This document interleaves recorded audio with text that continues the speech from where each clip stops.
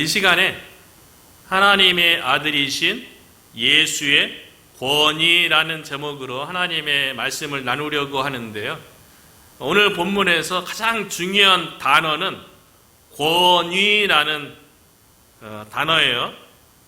그래서 22절에 보니까 권위 있는 자 이렇게 나오고요. 또 27절에 보면 권위 있는 새 교훈 이르다. 여기도 또 권위라는 말이 등장하죠. 이 시간에 이제 권위에 대해서 생각을 해보려고 하는데요. 일반적으로 권위하고 권위주의하고 또 오해하거나 혼동되는 경우가 있는 것 같아요. 우리에게 권위는 반드시 있어야 되고 필요한 거거든요. 그런데 권위에 대해서 오해하고 또 오용을 해서 권위주의로 착각하는 경우가 있는데요.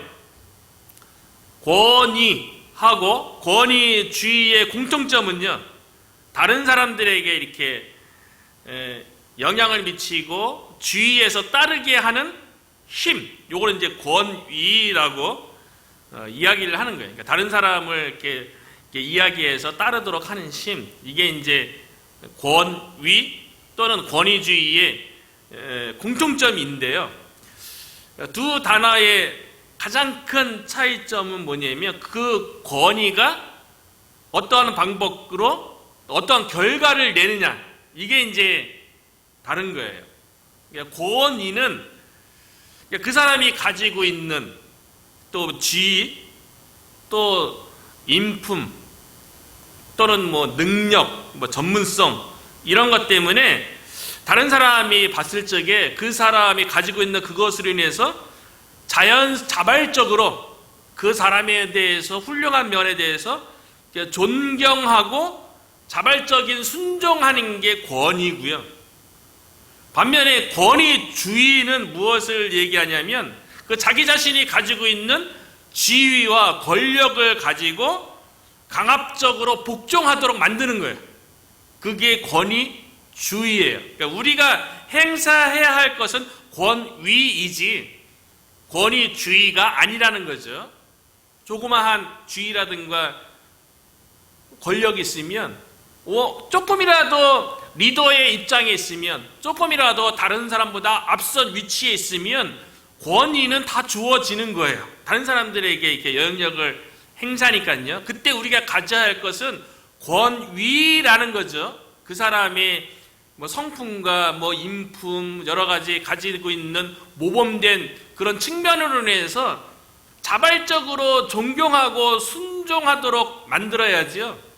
조금 가지고 있는 지위라든가 조금 가지고 있는 권력을 가지고 강압적으로 무언가를 하도록 만드는 것은 권위주의라는 거죠. 근데 오늘 본문에는 예수님의 권위주의가 아니라 권위에 대해서 이야기하고 있다는 거예요. 우리들에게도 권위라는 게 필요한데요.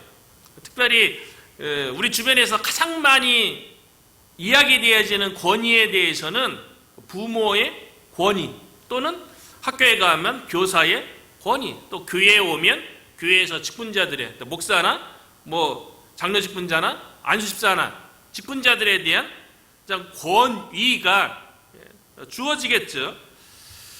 이 권위는 그 사람의 이렇게 강압에 의해서 그렇게 이렇게 따라지는 게 아니고 그 사람의 그냥 훌륭한 면, 모범적인 면, 이런 것 때문에 자연스럽게 존경하면서 순종하는 거죠. 그러니까 예전에는 권위에 대한 순종이 있었던 것 같아요. 그냥 오늘날에는 그 권위가 많이 무너진 그 시대라고 얘기하는데, 아마 그것도 어쩌면 지난 시대에 권위를 행사한 게 아니라 권위주의를 행사했기 때문에 그거에 대한 부작용으로 권위주의가 청산되어지고 권위는 존중받아야 되는데 오히려 권위조차도 약간 좀 부정적으로 바라보는 시각이 우리에게 생긴 게 아닌가, 그런 생각이 되어지는데요. 제가 초등학교 때 딱 한 번, 옛날에는 국민학교 6학년 2학기 때 반장이라는 걸 해봤어요.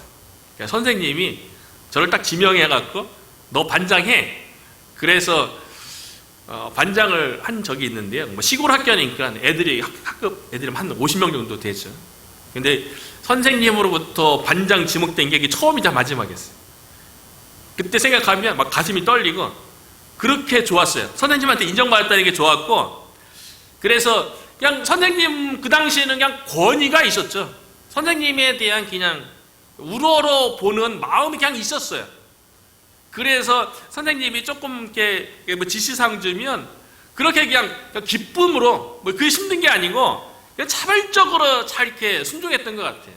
그래서 그 당시에 아침이면은 그 전날 선생님이 숙제낸 거 그 노트 다 걷어서 이제 그 교무실 들어가서 선생님 책상에 딱 놔두는데, 교무실 들어가는 것도 그 당시에는 되게 어려웠어요. 이게 권위 뭐 그런 게 있었던 거죠. 선생님이 또 일하는 게 많이 이렇게 약간 좀 그 당시에는 그랬던 것 같아요. 그리고 선생님이 그 지시장 학생들 뭐 학급 뭐 친구들 뭐 하라 뭐 이거 하라 그러면 이제 그런 거 이제 지시상이 이렇게 학급에 가서 얘기하고 그런 게 너무 좋았어요. 그러니까 권위에 대한 순종은 기쁨이 있고 자발적인 거예요. 그런데 권위주의는 배척돼야 되는 거죠.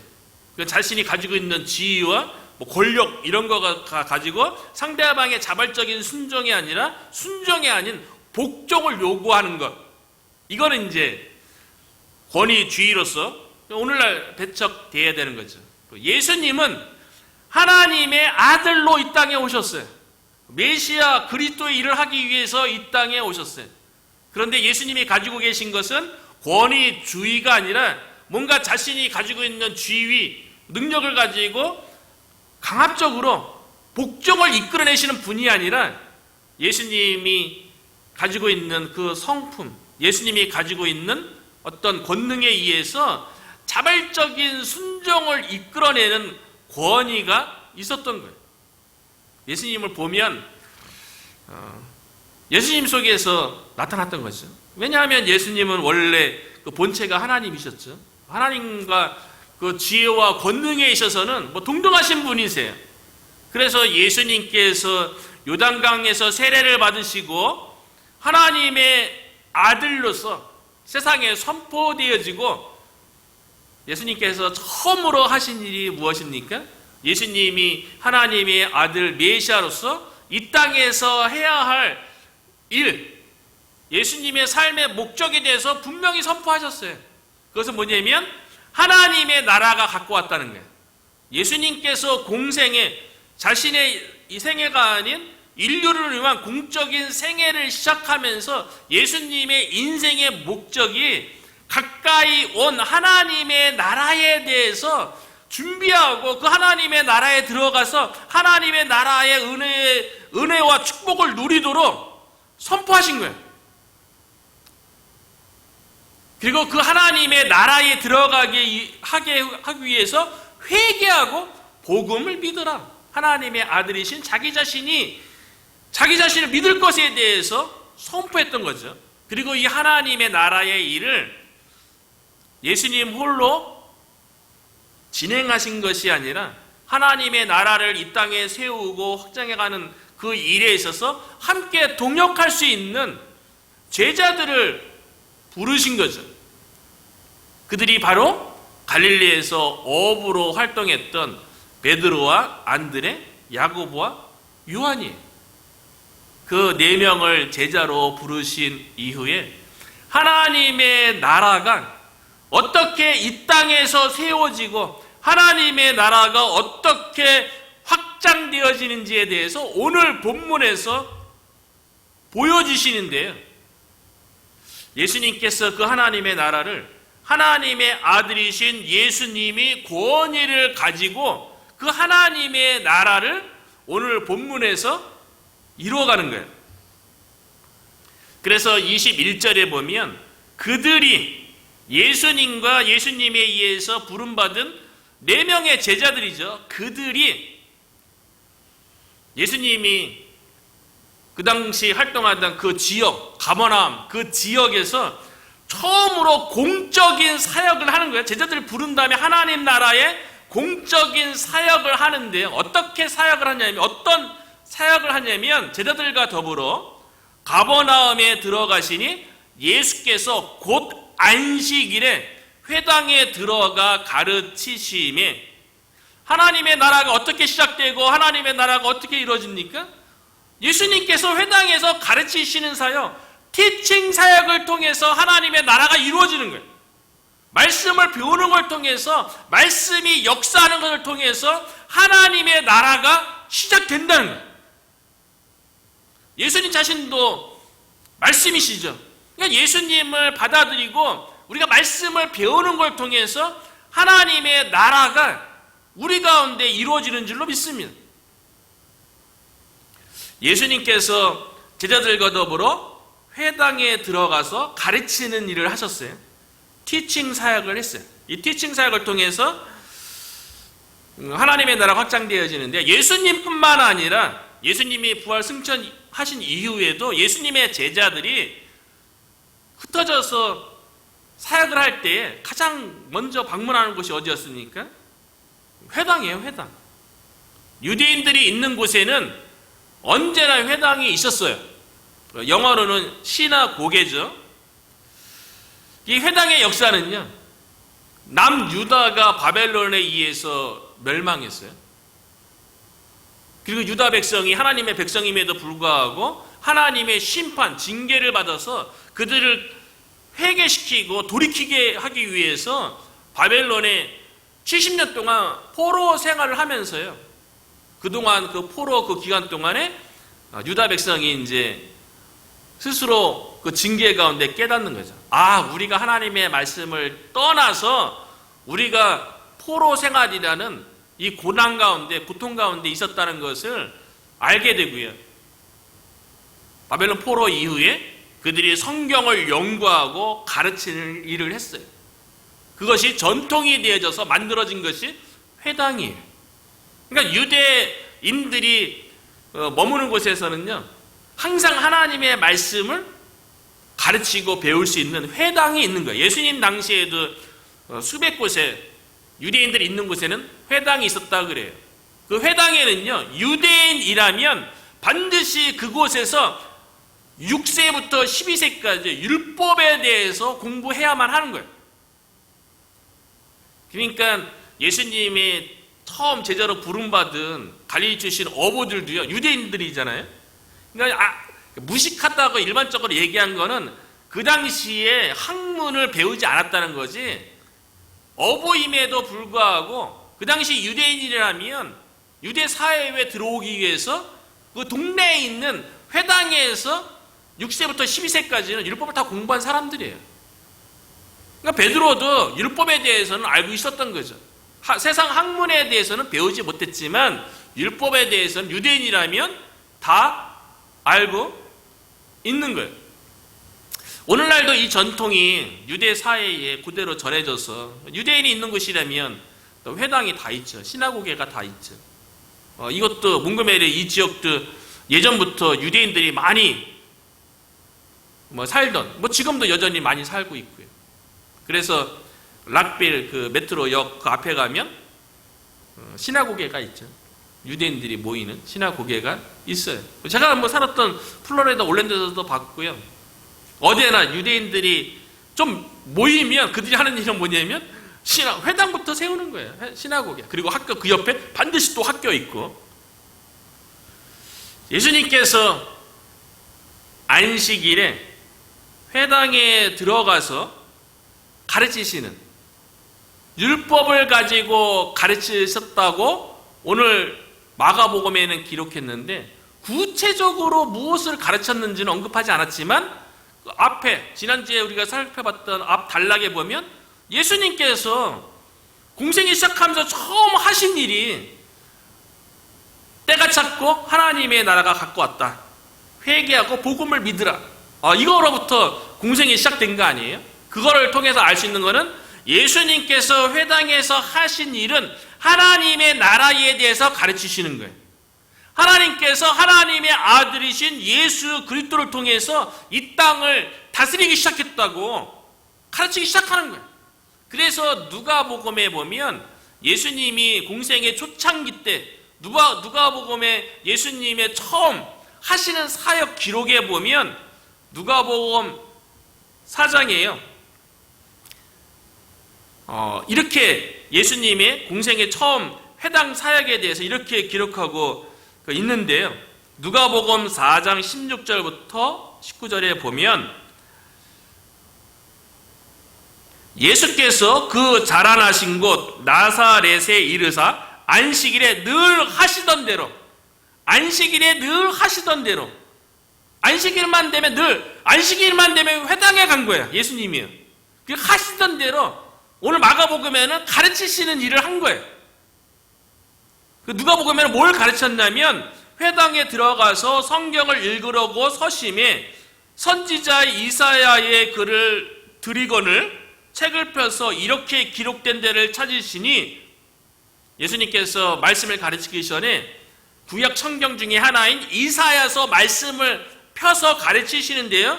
그 내용이 뭐였냐면 주의 성령이 내게 임하시니 이는 가난한 자에게 복음을 전하려 하시려고 내게 기름을 부으시고 나를 보내사 포로된 자에게 자유를 눈먼 자에게 다시 보게 함을 전파하며 눌린 자를 자유롭게 하고 주의 은혜의 해를 전파하게 하려 하심이라 하였더라.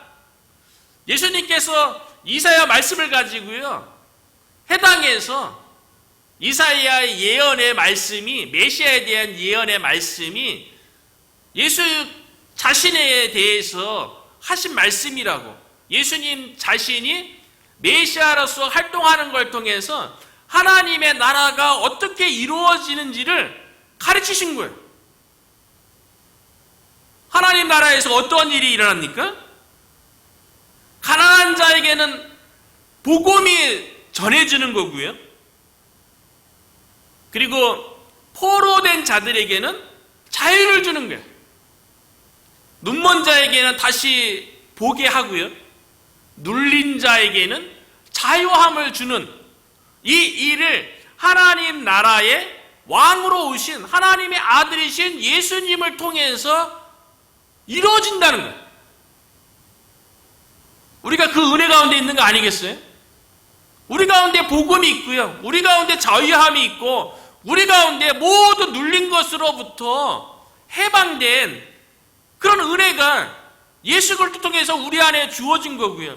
그 하나님의 나라를 위해서 예수님께서 이 땅에 오신 거죠. 그 하나님의 나라에 대해서 회당에서 예수님께서 가르쳤다는 거예요.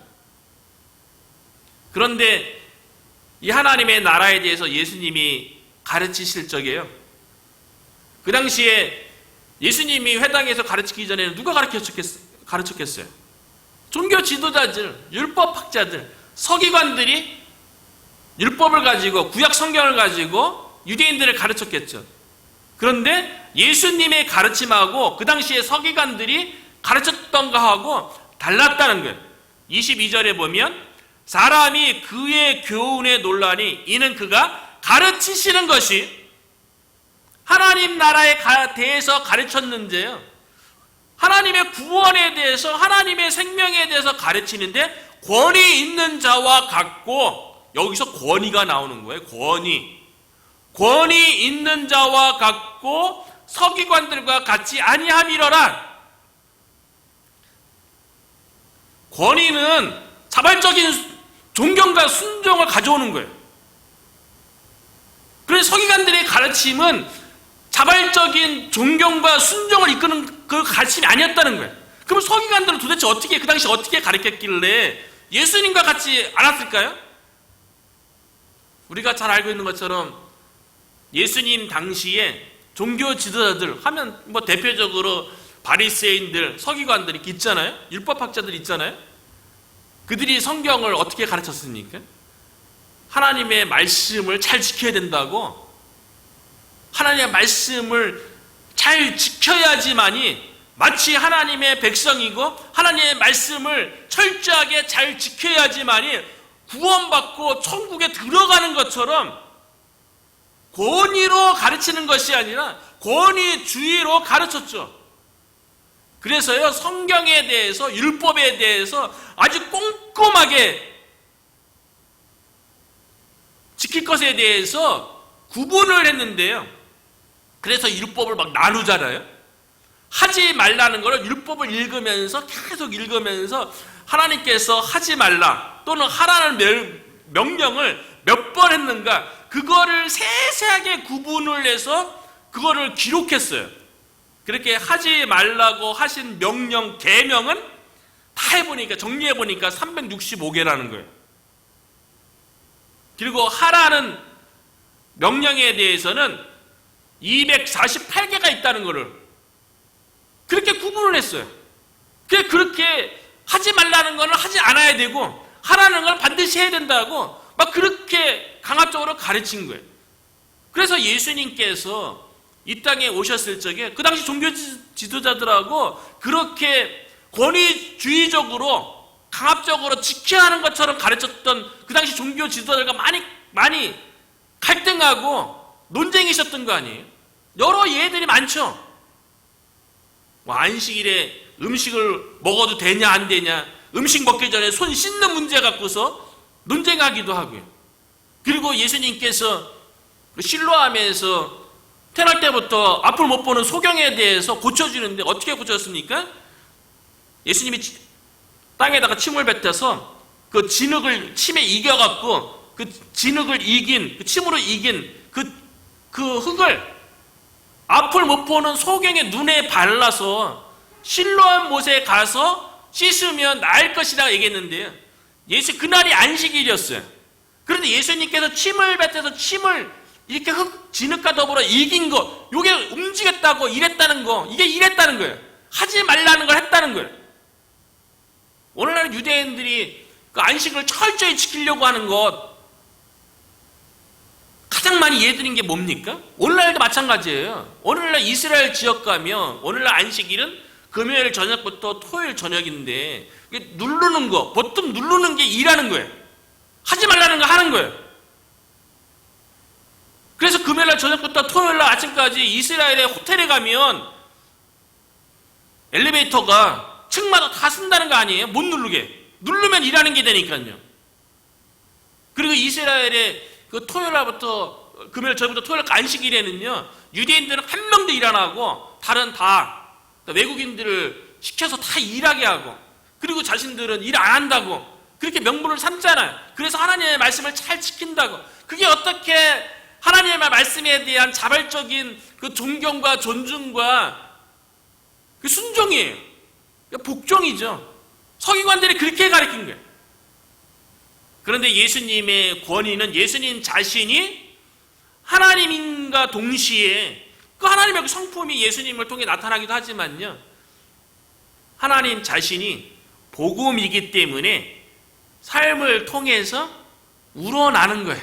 그러니까 예수님의 명령에 어떻게 제자들도 나를 따라오너라, 내가 너를 사람을 낚는 어부가 되겠다, 그 말하는데 그 말에 무슨 마법적인 힘이 있어서 예수님 말씀에 강압적으로 순종한 게 아니고요, 예수님의 가르침, 그 예수님의 그 모습 속에서 그동안 한 번만 본 게 아니라 많이 봤겠죠. 그 속에서 감동이 돼서 그 예수님의 권위 속에 자발적으로 제자들은 순종했던 거죠. 그래서 서기관들은 그렇지 않았다는 거예요. 많은 생각이 되는 거죠. 오늘날은 이제 누가 권위 있는 자인가, 누가 권위를 행사하는가? 하나님의 말씀 앞에 정직하고 하나님의 말씀을 삶을 통해서 드러내서 삶 속에서 하나님의 성품이 드러내는 모범이 되는 그런 사람에게서 권위가 나오는 게 아니겠어요? 저부터 조심해야죠. 앞에 선자들이 조심해야죠. 그런데 권위로서 가르치는 게 아니라 오늘날 많은 교회들이 권위주의로 가르치려고 하기 때문에 삶의 어떠한 변화도, 삶의 어떠한 능력도 나타나지 않는 것이 아닌가, 그런 생각을 하게 된다는 것입니다. 우리에게도 예수님의 권위, 그와 같은 권위가 우리에게도 있었으면 좋겠는데요. 이 하나님의 나라에 대해서 사도행전 마지막 장 마지막 절에 보면요, 예수님께서 하나님의 나라를 위해서 오셨고요, 그 사도행전은 교회가 세워지고 교회가 확장되어지고 교회가 땅끝까지 이르러 증거되어지는 그런 내용을 기록했잖아요. 근데 마지막 장 마지막 절에 뭐라고 기록했는지 아십니까? 사도행전 28장 31절에 보니까요, 하나님의 나라를 전파하며 주 예수 그리스도에 관한 모든 것을 담대하게 거침없이 가르치더라. 오늘날 교회가 감당할 일이에요. 사도행전이 거기서 하나님의 선교가 끝난 것이 아니고요, 오늘날 교회를 통해서 하나님의 나라가 전파되는데요, 그 하나님의 나라는 예수 그리스도에 대해서 담대하게 거침없이 가르치는 걸 통해서 하나님의 나라가 전파된다는 거예요.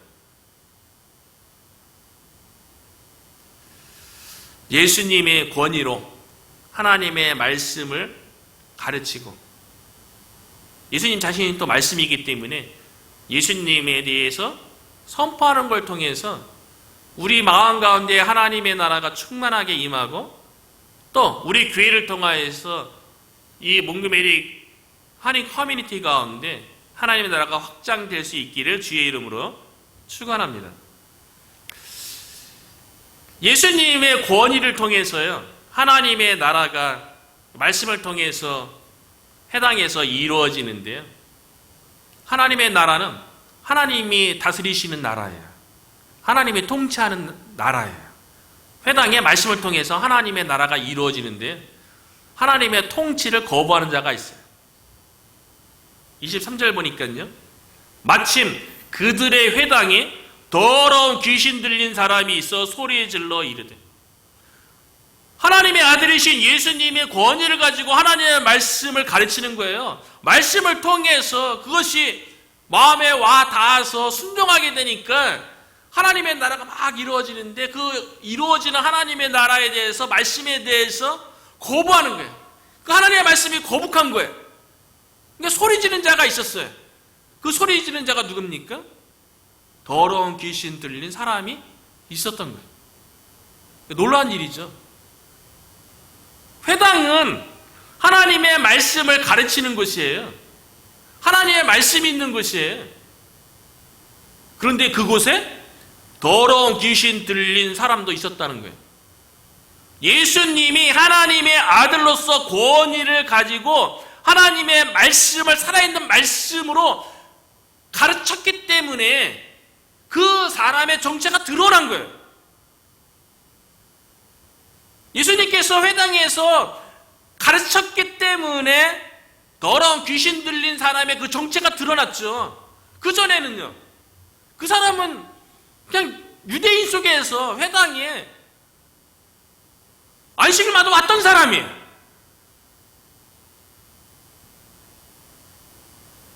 회당에 더러운 귀신 들린 사람이 있었다는 거예요. 오늘날 교회 아닙니까? 거룩하고 경건해야 될 곳, 늘 예배 전에 기도할 때 하나님의 임재를 소망하잖아요. 우리 마음 가운데 예수님이 있지만 하나님의 영광이 이곳에 충만하고 하나님께서 이곳에 임재하기를 우리가 간절히 바라면서 예배에 들어가게 되는데, 그런 공간에 더러운 귀신 들린 사람도 있다는 거예요. 귀신에 의해서 붙잡힌 사람도 그 교회 안에 있다는 거예요. 예수님이었기 때문에 그 정체가 드러났죠. 이 얘기는 뭡니까? 오늘날 예수님의 권위처럼 교회 안에서 살아있는 하나님의 말씀, 살아있는 복음의 능력이 나타나지 아니하면 어쩌면 수많은 사람들이 더러운 귀신 들린 사람처럼 그 정체를 폭로되지 않은 채 교회에 나오는 사람도 있을 수 있다는 거죠. 원래 사탄의 역사는 하나님의 은혜가 있는 곳에 역사가 있는 거죠. 세상 속에서는요, 뭐 사탄이 역사할 거 뭐 있습니까? 세상 속에서 같이 멸망의 길로, 지옥의 길로 같이 달려가는데 거기에 뭐 사단이 일할 거 뭐 있어요? 일하지 않아도 알아서 그냥 가는 거죠. 그런데 교회는요, 생명의 길로 가게 하고 구원의 길로 가게 하는 것이고 거룩한 곳이고 하나님의 인도하심이 있는 곳이기 때문에 반드시 사단의 역사가 있는 거죠. 어찌 보면 사단의 역사는 교회 밖이 아니라 교회 안에 있는 거죠. 하나님의 아들이신 예수님께서 회당에서 가르치니까 회당에 있었던 사람 가운데 더러운 귀신에게 사로잡혔던 그 사람의 정체가 드러난 거예요. 살아있는 말씀이, 그전에는 살아있는 말씀, 그 권위주의적으로 가르치는 서기관들의 말씀에 의해서는 그 사람의 귀신의 정체가 드러나지 않는 거예요. 두렵지 않은 거예요. 계속 얘기해봐라. 그 말씀에 생명이 없는 거죠. 그런데 예수님의 가르침에는 생명이 있잖아요. 그러니까 그 말씀이 괴로운 거예요. 그래서 소리 막 지른 거죠. 이렇게 소리 질러요. 24절인데요. 나사렛 예수여, 우리가 더러운 귀신 들린 사람인데 24절에 보니까요, 그 귀신이 한 마리가 아니라 여러 명이에요. 여러 마리죠. 우리가, 귀신이 하는 소리예요. 우리가 당신과 무슨 상관이 있나이까? 하나님의 아들이신 예수님의 가르침 속에서, 살아있는 말씀 속에서 자신들의 정체가 폭로나니까 괴로운 거예요. 우리와 무슨 상관이 있나이까? 우리를 멸하러 왔나이까? 귀신들도 예수님의 존재에 대해서 아는 거죠. 나는 당신이 누구인 줄 아노니 하나님의 거룩한 자니이다. 귀신들도 예수님이 어떤 존재인지 다 알고 있어요. 거룩하신 하나님의 아들이라는 것 알고 있어요. 지식만 갖고 있는 거죠. 믿음으로 받아들이지는 않죠. 그러면 귀신이 아니죠. 악한 영이 아니죠. 그러니까 받아들이지 않으니까 괴로운 거예요. 그 사람은 얼마나 그 귀신에 의해서 사로잡힌, 귀신이 아니라 할지라도 교회에 나오지만 귀신이 아닌 다른 세상의 그 무엇에 사로잡힌 영혼은 살아있는 하나님의 말씀이 증거되어지면 그 영혼이 얼마나 괴롭겠어요. 받아들이면 오히려 평안한데 받아들이지 않으면 얼마나 갈등이 심하고 얼마나 괴롭겠어요. 그러니까 예수님께서 그 영혼의 괴로움, 그 영혼이 불쌍한 거예요. 예수님께서 외면하지 않은 거예요. 어쩌면 더러운 귀신 그 다 들린 사람이 안식일에 회당에 나온 게 은혜죠. 회당에 나왔기 때문에 예수님의 가르침 앞에 설 수 있는 기회도 있었던 거죠.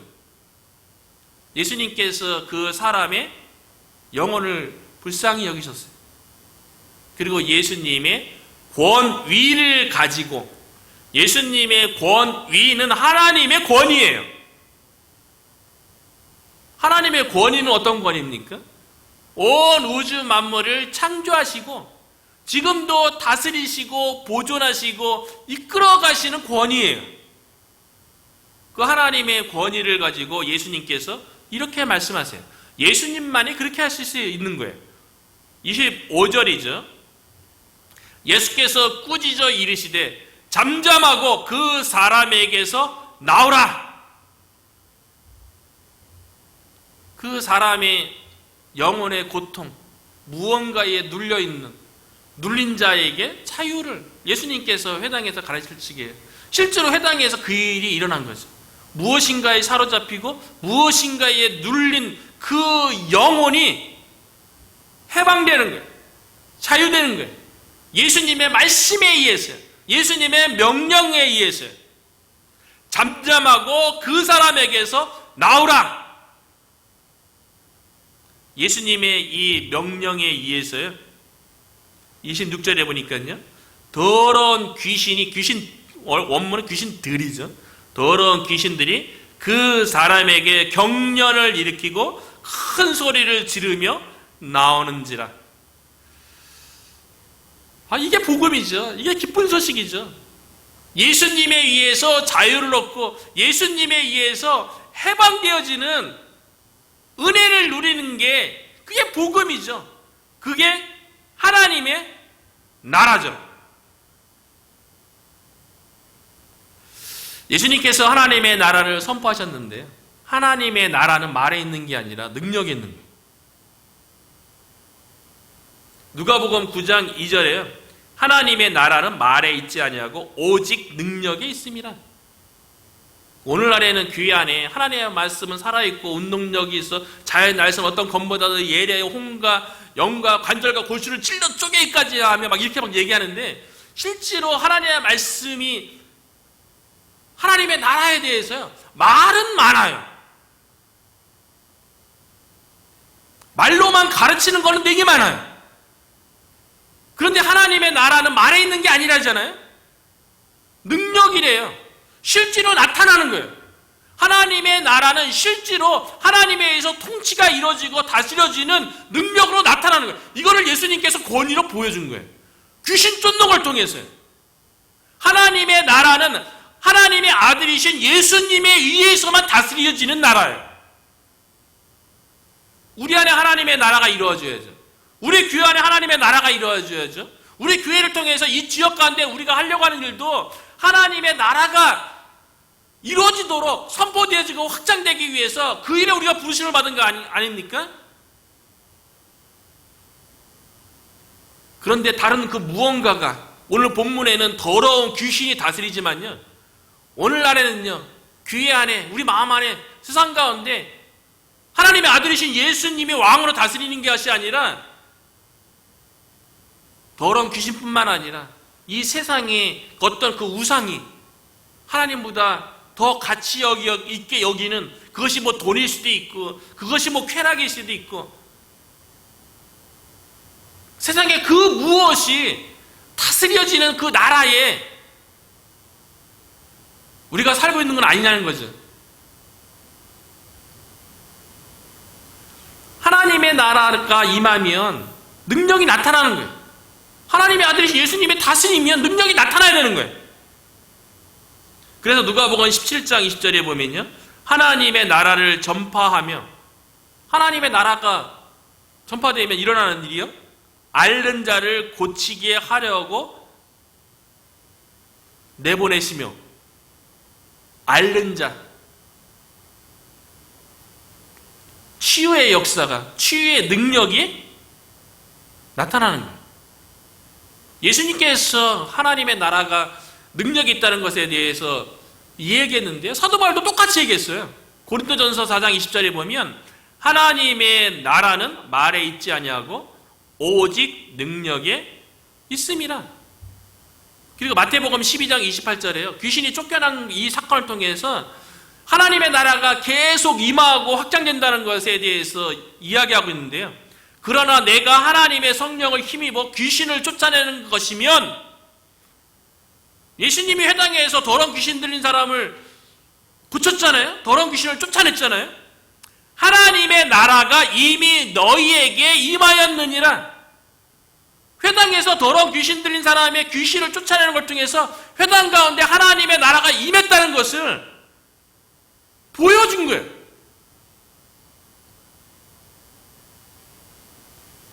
우리 마음 가운데 예수님이 우리의 왕으로 있는 줄로 믿습니다. 그 왕이신 그 예수님이 우리를 다스리고 있습니까? 하나님의 나라는 능력인 거예요. 말에 있는 게 아니고요. 그래서 예수님께서 귀신을 쫓아낸 그 사건을 그 회당에 모였던 많은 유대인들이 봤겠죠. 그 반응이 뭐냐면요. 27절과 28절에 보면요. 다 놀라 서로 물어 이르되 이는 어쩌미냐.